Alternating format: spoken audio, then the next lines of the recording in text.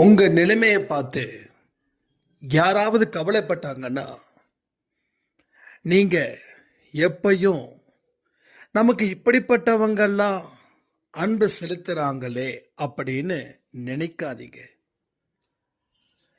இப்படி கவலைப்படுற அளவுக்கு நாம வாழ்ந்துகிட்டு இருக்கோமேன்னு ஃபீல் பண்ணி நல்லா வாழ முயற்சி பண்ணுங்க.